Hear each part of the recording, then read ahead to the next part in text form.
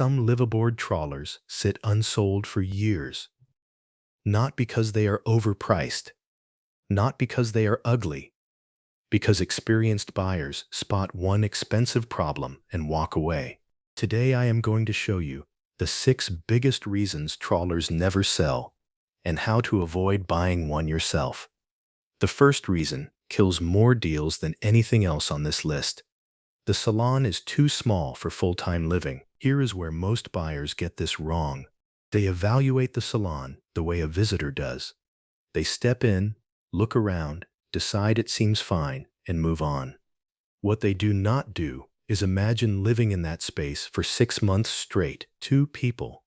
Every meal, every rainy afternoon, every evening when the cockpit is too cold and this room is all you have. I have watched this play out repeatedly. A retired couple drives 4 hours to see a boat. The listing photos looked warm and livable. They step below and within 30 seconds, something feels off. The settee is shorter than it appeared. The dining table blocks the only path through when deployed. 2 people cannot stand in the space at the same time. They are polite to the broker. They drive home. They never make an offer. The next couple has the same experience, and the one after that. The listing price drops. The photos get retaken with a wider lens. None of it fixes the problem. Always ask yourself one question when you step into a salon. Could 2 people spend a full rainy day in here without losing their minds? If the honest answer is no, move on immediately.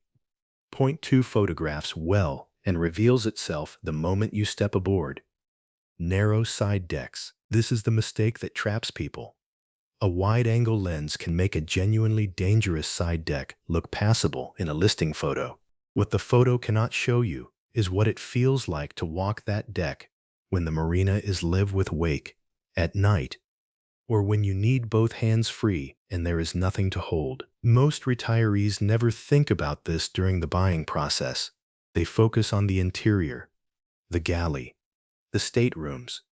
The side decks are an afterthought. Then they move aboard. And the first time they need to get to the bow quickly, they discover that their confidence does not match the deck width they are working with. Here is the test. Walk the side deck without touching the rail. Both directions. Normal pace.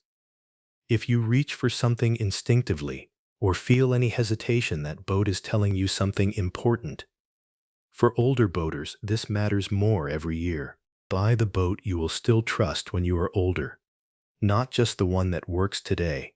Boats with narrow side decks sit on the market. Experienced buyers test the deck and walk away. Inexperienced buyers find out why afterward.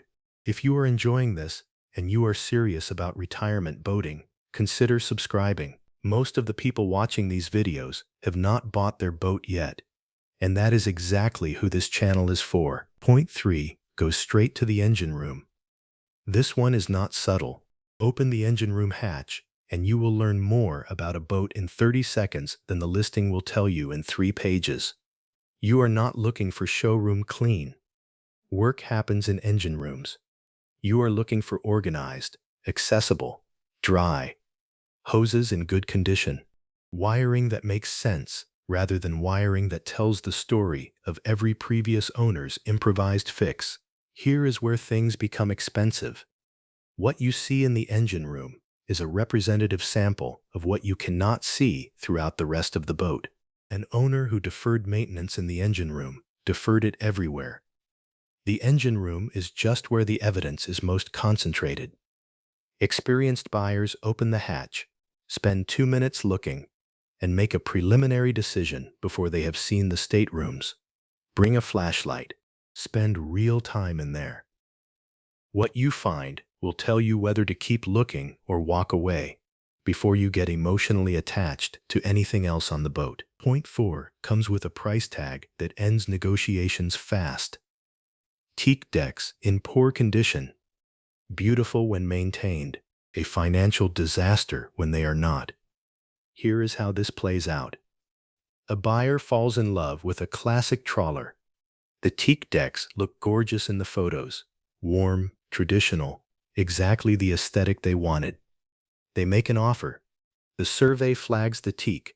The estimate for a proper Teak deck replacement on a 40-foot trawler runs between $20,000 and $50,000 depending on the scope of the underlying damage. When Teak caulking fails and water gets beneath the planks, it does not just wet the surface. It creates rot and delamination in the substrate underneath.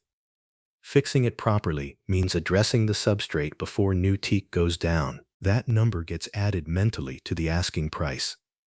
Most of the time the result is more than the boat is worth. The buyer walks. The boat sits. Do not skip the moisture meter. If you do not own one, hire a surveyor who does, and make sure they test the deck systematically. A few $100s in survey costs will tell you whether you are looking at a beautiful classic trawler or a $30,000 deck project dressed up in listing photos. Before we continue, I want to hear from you directly. Have you ever walked away from a trawler after seeing something that killed the deal? What was it? Drop it in the comments. The answers from people who have already been through this process are some of the most useful information in this entire comment section. Your experience might save someone else from a serious mistake. Point 5 is the hidden cost that turns a good-looking deal into a monthly financial drain. The classic displacement trawlers. Grand Banks, Katie Krogan, DeFever. The better Taiwanese builders were designed to move efficiently at 7 to 9 knots. At those speeds, their engines sip fuel. A 500-gallon tank carries you hundreds of miles. The economics of retirement cruising work. Then there is a different category. Often large, often impressive-looking, often priced attractively because nobody is buying it. Twin large displacement engines, fuel consumption numbers that require a stop every 100 miles. Most retirees never think about this until they start calculating a season of cruising and realize the fuel budget is much larger than expected. Ask every time, what does it burn at cruising speed? And what is the realistic range on a full tank? If those numbers do not support the cruising you are planning, the price per foot is irrelevant. Point 6 is the one experienced buyers use to filter out problems before they ever step aboard. No maintenance records. A boat without documentation of its service history is a boat where you are being asked to trust an unknown. Maybe the previous owner maintained everything meticulously and never wrote it down. That happens, but it is not the way to bet. What maintenance records tell you is whether this boat has been treated as a system or as a collection of parts that get attention when they fail. Oil changes on schedule, impellers replaced annually, through hulls inspected and documented. These are the records of an owner who understood that reliability is built in advance, not recovered after a breakdown at sea. Ask for records before you make an offer. If they do not exist, price that uncertainty into your number. And if the seller cannot explain why the records are not available, that is information too. Most buyers never put this together into a clear system. Here is what experienced buyers actually do. Lay out first. Before you look at anything else, ask whether two people could genuinely live in this boat for months at a time. Walk the Salon. Evaluate the galley. Check the storage. Side decks second. Walk them without touching the rail. Decide whether you trust them before you fall in love with the interior. Engine room third. Open the hatch and spend real time looking. What you see there tells you more than any other part of the boat. Records fourth. Ask for them before the tour ends. How the seller responds tells you something regardless of the answer. Everything else after. Electronics, upholstery, paint, all secondary and most of it fixable. The 4 things above are either right or they are not.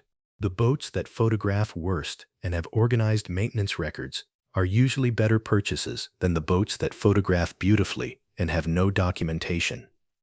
The camera captures surfaces, the records capture reality. Let me finish with 2 quick stories. First couple buys the boat that photographs beautifully. 42 feet. Quartz countertops. New upholstery. They skip the moisture meter on the Teak. The engine room looks fine from the hatch opening. They move aboard in April. By October, they have a $38,000 Teak replacement estimate and a $12,000 engine room bill. The boat is listed for sale before the end of the year. They are not the first people to make this mistake on this vessel. Second couple takes 4 months to find their boat. They see 12 trawlers before making an offer. They walk side decks before looking at staterooms. They bring a moisture meter. They ask for records as a condition of viewing. They find a 1982 Grand Banks 42 that needs updated electronics and nothing else. $92,000. 3 years later, they are still aboard and not thinking about selling. The best trawler is not the one that impresses people at the dock.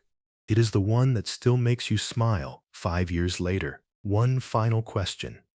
What is the longest you have ever seen a trawler sit unsold? And what do you think was wrong with it? Drop it in the comments. If you have watched this play out firsthand, your experience is exactly what other people in this community need to hear before they make their first offer. If this video gave you a more useful framework for evaluating trawlers, hit the like button, subscribe, and turn on the notification bell.